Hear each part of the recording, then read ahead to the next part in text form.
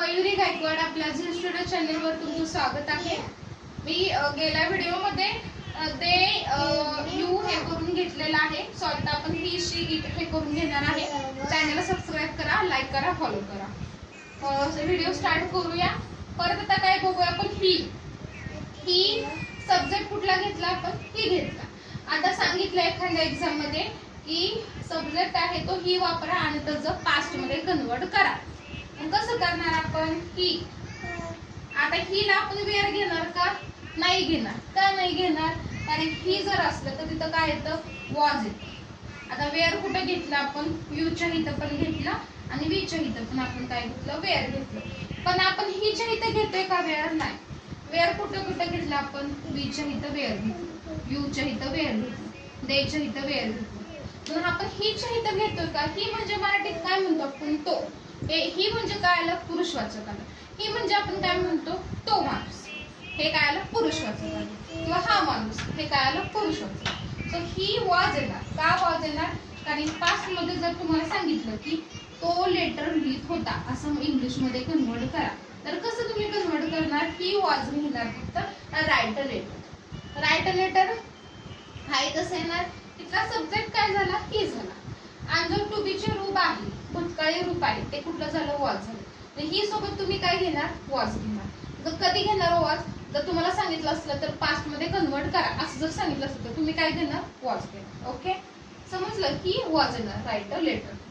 परत नंतर जर तुम्हाला सांगितले की प्रेझेंट मध्ये करा, चालू वर्तमान काळात, चालू काळ किंवा वर्तमान काळ त्याच्यामध्ये करा, तर तुम्ही काय करणार ही घेणार आहे तसं आणि काय घेणार त्याच्यामध्ये ही इज घेणार। काय घेणार ही इज।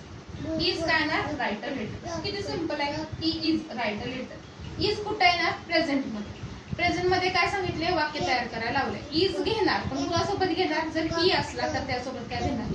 सब्जेक्ट महत्वाचा आहे आणि टू बी चे रूप आहे ते महत्वाचं आहे। कुणासोबत काय करायचं ते लक्ष ठेवायला पाहिजे। त्यासाठी हा चार्ट बघा, व्हिडिओ सारखे बघत चला आणि हा चार्ट बघा की आय सोबत वॉज असेल, ही सोबत वॉज येणार, शी सोबत वॉज येणार, इट सोबत वॉज येणार। यू किती सोपं आहे सांगा। वी यू दे सोबत वेर येते। आय असला, ही असला, शी असला, इट असला तर वॉज येते। सिंपल असं लक्षात ठेवलं तरी चालेल। तर ही आता सांगितलं का मी प्रेझेंट मध्ये करतो। प्रेझेंट मध्ये काय आलं की इज आलं, he is write a letter. कसं सांगितलं की फ्युचर मध्ये करा, फ्युचर मध्ये करा तर कसं येणार ही आहे तसं आपण घेणार, फक्त टू बी चं रूप आहे ते चेंज करणार। ही काय करणार विल बी करणार। Okay he will be write a letter. To be चं रूप बघितलं कशामधलं फ्युचर मधलं, तर तिकडं तुमचा ही असू, आय असू, शी असू, यू असू, वी असू, दे असू किंवा इट असू, काही पण असू द्या, फ्युचर मध्ये आपण काय देतोय विल बी। त्याच्यामुळे ह्याच्यामध्ये तुम्हाला असं काही मेमराईज करायचं किंवा लक्षात ठेवण्याची काही जरूरत नाही। फ्युचर बघितलं की लक्षात ठेवायचं की विल बीच घ्यायचं, तिकडं तुमचं कुठला पण सब्जेक्ट असू द्या विल बीच येणार। ओके मग मी काय सांगितलं he will be write a letter. कळलं कसं सांगितलं मी?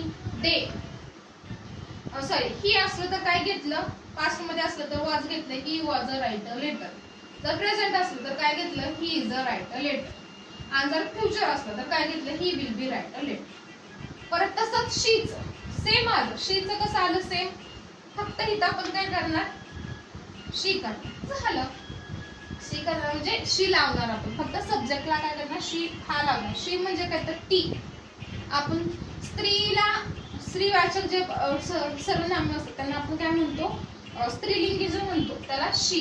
शी म्हणजे ती। ओके मग कसं येणार शीचं सांगितलं एखादं बाबा शी सब्जेक्ट आहे आणि तुम्हाला पास्ट मध्ये वाक्य तयार करा।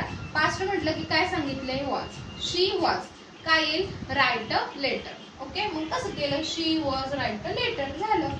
ते जर प्रेझेंट मध्ये घ्यायचंय तर कसं करणार she is a write a letter. का? कारण की आपण प्रेझेंट मध्ये बघितलं की नाही she was a write a letter आणि she is a write a letter झालं। हे काय केलं प्रेझेंट मध्ये बघितलं, हे बघितलं पास्ट मध्ये फक्त इज आहे तो आपण ठेवला। आता परत काय बघणार शी। आता सांगितलं फ्युचर मध्ये, फ्युचर मध्ये तर किती सोपं आहे, काय चेंजेस करायचं नाही, सब्जेक्ट घ्यायचा आहे तसं उचलायचा, शीला उचलला आहे तसं आणि फ्युचर मध्ये काय वापरतो आपण will be. So will be मी टाकलं आणि हाय तसं राईट अ लेटर केलं। किती सोपं आहे। पास्ट म्हटलं की काय घेतो शी वॉज घेतो, प्रेझेंट म्हटलं की काय घेतो शी इज घेतो, फ्युचर म्हटलं की शी विल बी घेतो। खालचं राहिलं कुठलं इट.